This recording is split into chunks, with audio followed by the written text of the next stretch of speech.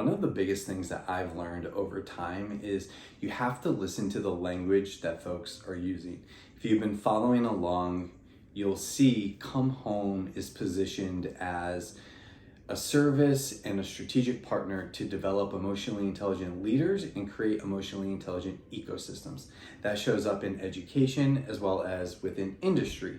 And so my work, my services, my partnerships are really coming in to develop those leaders with those skills, help them translate that to the foundation of everything they do, everything internally, everything externally, just how are they set up to where emotional intelligence and some of these other skills are kind of foundational to the way that they function and operate. And one of the things I've had to spend a lot of time doing is listening to what the people are talking about. Education has been my space for so long. And so when it comes to education, I know really well the inner workings of language and what people are using and saying. But one thing I've learned is that also changes by region, by state, by area. On the other side, it's been the same in industry, right? Certain industries use certain language. Certain industries, you are looking at things differently than others. And one of the things that I've learned over time, especially as a service provider, especially as a strategic partner, I know my work the best, right? I know as it relates to leadership, emotional intelligence, how to actually develop that process, how to implement it effectively. But what I don't know is their industry. They know their industry best. And so one of the things that I've really had to lean into and learn is what language are they using, right? I might use emotional intelligence. I might use belonging. I might use some of these terms, but what are they saying?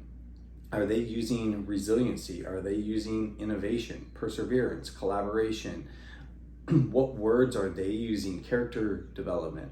What are they using as their language as it relates to this work? I think that's been one of the biggest things that I've learned over time is taking the time to listen, ask questions, build relationships, get feedback to make sure that we are talking the same thing.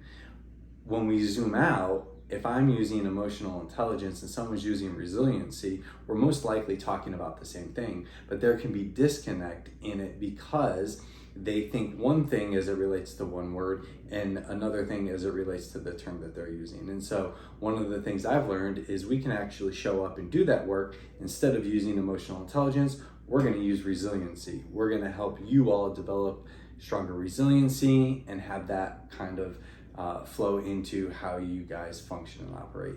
But that's the biggest thing is the language and making sure that you are meeting the people that you are working with where they are and you're understanding what they're doing. One of the biggest things, and that was a big change for me because I used to really believe it was important to stay grounded in a certain language or term. And while I do believe that, I also know it's important to not block ourselves from actually being able to do the work and close the gaps that we're looking to address. And so that's something that has been a huge shift and has been a great way to get feedback, build relationships, do some of the work is to really learn what language they're using and be able to craft the work that Come Home can do based on what they're using. And so that's been really cool going through that process right now as it relates to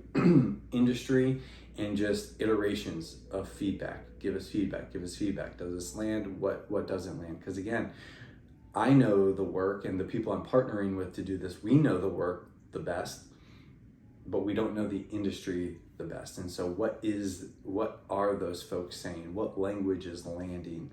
What are they actually looking for?